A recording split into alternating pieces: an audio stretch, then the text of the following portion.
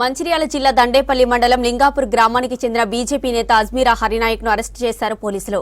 Hari Nayak forgery సంతకాలతో భూ కబ్జాలకు పాల్పడ్డారన్న ఫిర్యాదుతో విచారణ చేపట్టారు పోలీసులు.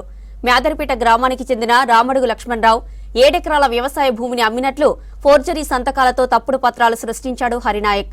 ఆ భూమిలోకి ఎవరిని రానివ్వకుండా బెదిరింపులకు పాల్పడడంతో పోలీసులకు ఫిర్యాదు చేశారు బాధితులు. కేసు నమోదు చేసిన పోలీసులు హరినాయక్ ను అరెస్టు చేశారు.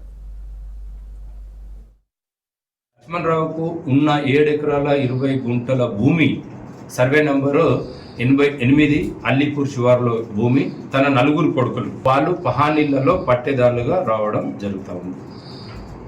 కానీ 1998లో ఇప్పుడు ఈ కేసులో ఎవరైతే నిందితుడు ఉన్నాడో తిన లక్ష్మణరావు మురళీధర్రావు ఇచ్చిన దరఖాస్తులో నిందితుడు ఎవరైతే ఉన్నాడో అజ్మీరా హరినాయక్ అనే వ్యక్తి, ఇతను లింగాపూర్ నివాసుడు. 1998లో నాకు లక్ష్మణరావు గారు సాదా బైనామాతోటి ఆ భూమి అమ్మినాడని ఒక తప్పుడు పత్రము ఫోర్జరీ డాక్యుమెంటు సృష్టించి ఇతను ఆ భూమిని అప్పయ్యడం జరిగింది.